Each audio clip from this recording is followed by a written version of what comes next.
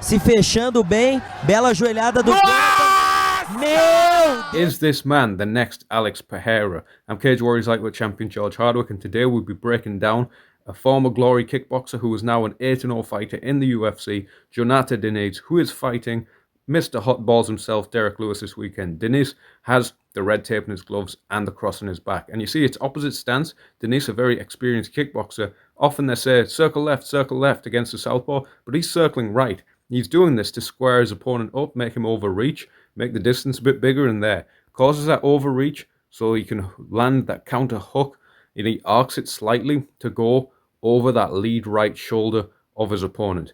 And then he fires in combination, always countering in combination. Single shot counters, you know, the chances are it's going to be difficult to land. There's a Superman punch by his opponent. Actually lands decently because he's southpaw.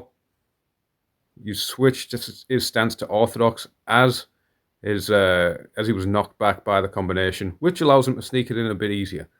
This man's moving in orthodox, which might open him up more for the left hook, switches back to southpaw. Then he's still circling towards his right, shifts slightly. See there, he's circling towards his right.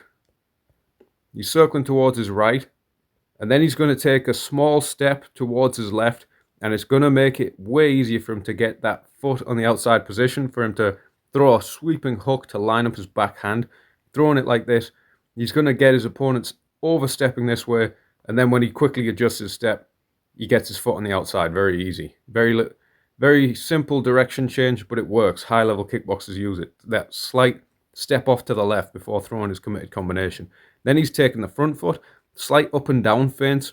You generally see, oh, nice head kick, but it misses. You generally see, went a bit far back, as someone backs someone to the fence, when someone's back is to the fence, you'll often see him using side-to-side feints, trying to trick their opponent which way they're going to go. When you see someone pressing towards the fence, you see him feinting up and down, making people hesitant whether they're going to go to the body shot or, in this case, is like level changes in MMA. But don't think Dinis is really shooting takedowns yet in his career.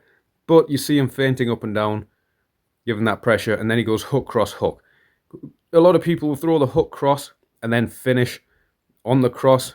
Good idea to close up and close that stance with the lead side. Inside low kick counter, knee into left hook. He even throws it Pereira style with the low left elbow. Let's have a look at this again. Boom, inside kick. Inside kick is a really good counter. A lot of people just check hook in MMA, but the inside kick's a good counter because you can keep your arms up as a frame and off balance them. Boom. There. Part of what happens here when he goes for this knee is he throws the knee, there's a little pause. Boom. So there's going to be this slight delay, this slight pause, even though the knee doesn't land. That slight pause almost makes it feel like the pressure has been alleviated and he can step in and counter. But he's already prepared his left hook. We'll see the left hook come in. Boom. And it's a proper face planter knockout. Here. They put it in slow-mo, but they still keep the timer on.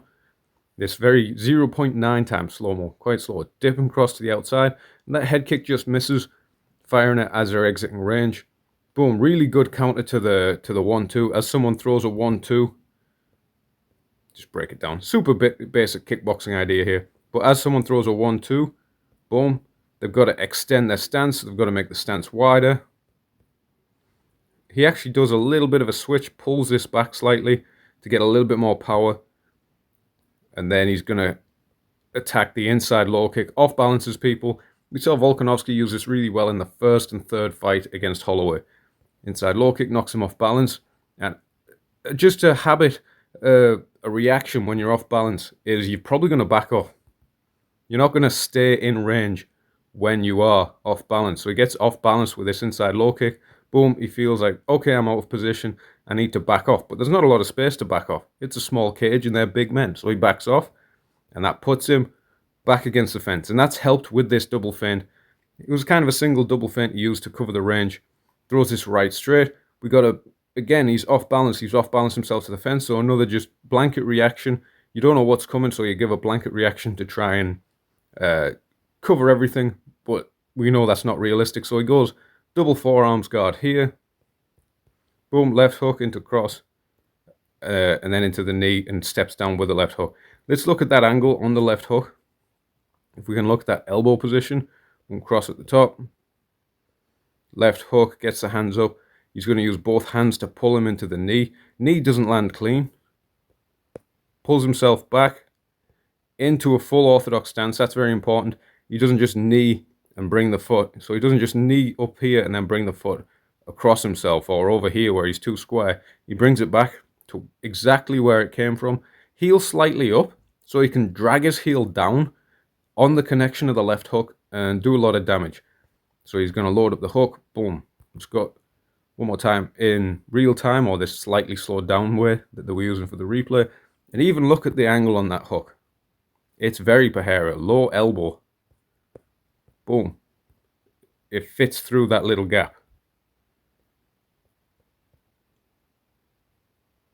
Boom. It's kind of halfway between a hook and an uppercut. And it's very hard to defend against, especially when your hands have flared up out to the side. Because you're in clinch range, you're reaching to grab them or you're firing back. He's fighting this weekend against Derrick Lewis. If you like the channel, subscribe.